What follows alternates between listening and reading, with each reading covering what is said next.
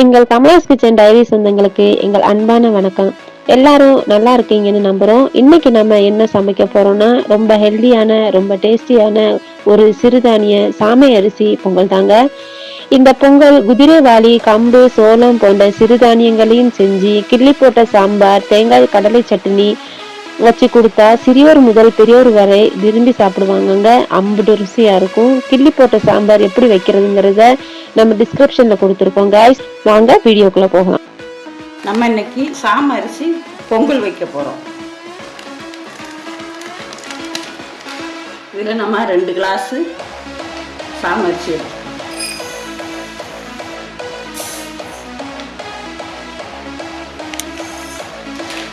காய்ச்சி பருப்பை 1 கிளாஸ் எடுத்துக்கணும்.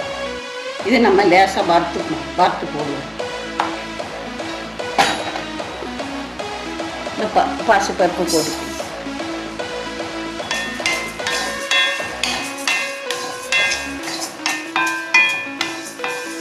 வறுத்துட்டோம். நம்ம இப்போ தட்டில் கொட்டி ஆற வச்சுக்குவோம்.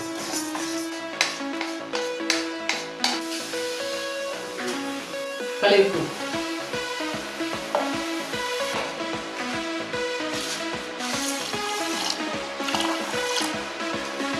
தண்ணி ஊற்றி நல்லா கழுவி 2-3 தடவை கழுவிக்குவோம். 3 தடவை கழுவிட்டேன். இந்த குக்கரில் போட்டு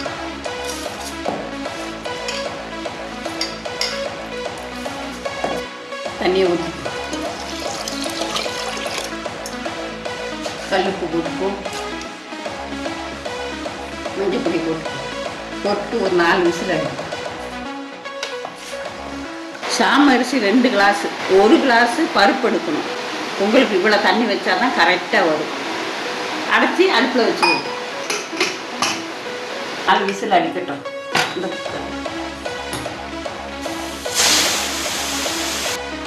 4 விசில் அடிச்சுட்டு இறக்கிடுவோம்.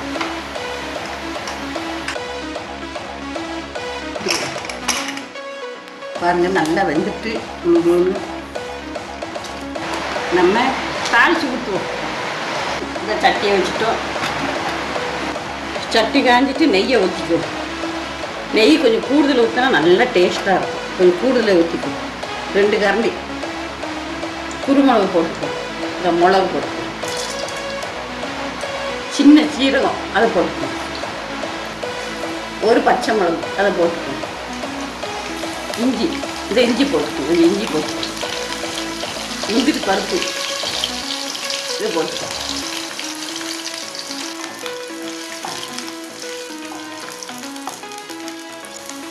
இந்த நல்லா மொரிஞ்சிட்டு தட்டி குடிக்கும்.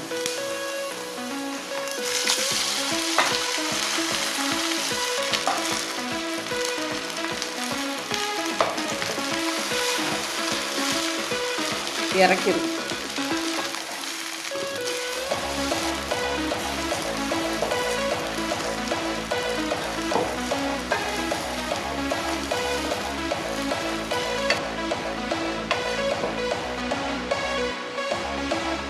சட்னி வச்சுக்குவோம்.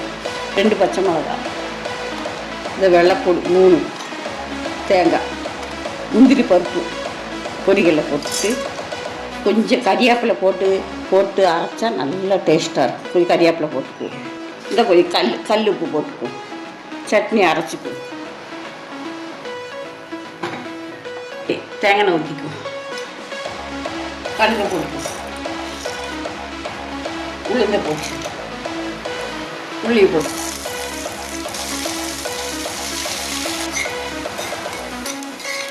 நல்லா வதங்கிட்டு சட்டியில் ஊற்றிக்கணும்.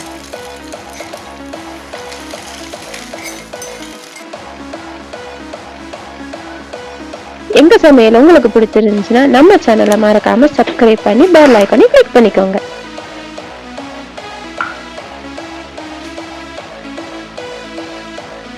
உங்களுக்கான சமையல் டிப்ஸ் என்னன்னா, 1 துண்டு தேங்காய் ஓட்டை கழுவி இறைச்சியுடன் போட்டு வேக வைத்தால் இறைச்சி சாஃப்டாக வெந்துடும். 5 அல்லது 6 கிராம்புகளை சர்க்கரை டப்பாவில் போட்டு வைத்தால் எறும்பு வராது. உங்கள் சமையல் பற்றிய உங்கள் கருத்துக்களை கமெண்ட் பண்ணுங்க guys. மீண்டும் ஒரு நல்ல ரெசிபியோடவும் டிப்ஸோடவும் உங்களை சந்திக்கிறோம். தேங்க்யூ ஃபார் வாட்சிங். நன்றி, வணக்கம்.